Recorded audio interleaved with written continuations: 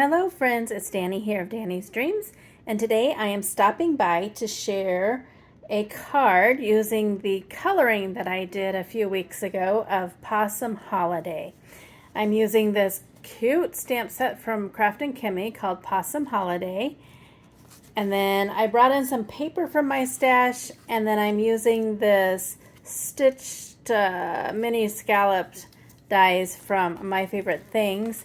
Everything that is available I will link in the description box below.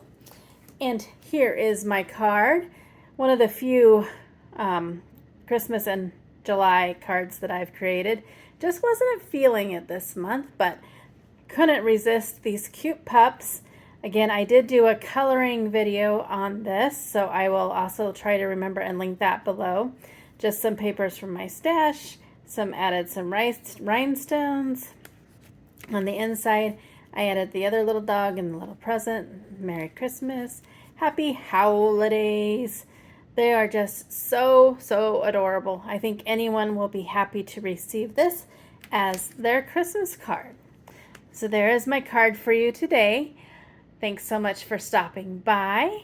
I hope you have a great day. Go do something for yourself and go get crafty. I'll see you soon. Bye.